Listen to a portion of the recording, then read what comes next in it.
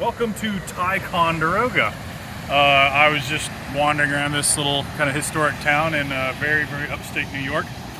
We're kind of in a glaciated area around here, so a lot of these little valleys have been carved out by glaciers, but I came across this slightly different geologic feature.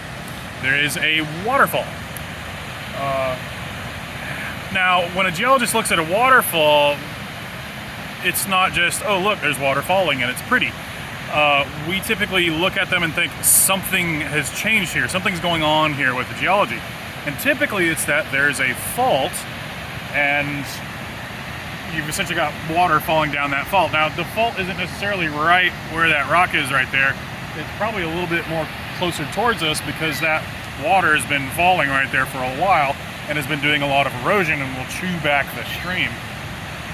But what I really want to highlight here is thinking about natural resources or geologic resources. When we think about geologic resources, we're typically thinking about oil and gas or precious metals or valuable metals, rare earth elements, all that kind of stuff. But even a fault can be a bit of a geologic resource.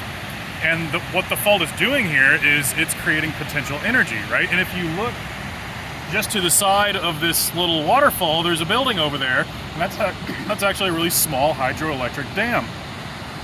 In fact, it's probably the smallest I've ever seen in person.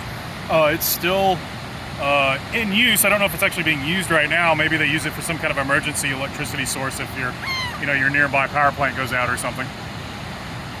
But you can look through the windows and you can still see the turbines in there. But this drop in energy, or this drop with the water, creates potential energy that you can harness.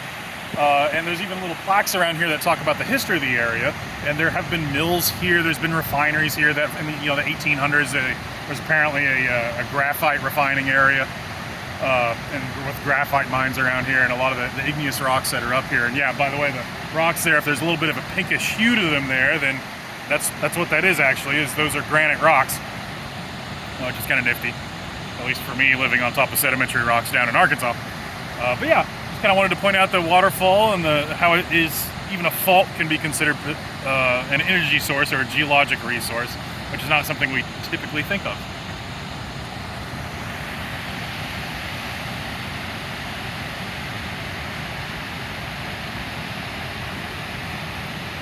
Hope you learned something, and I'll see you in class.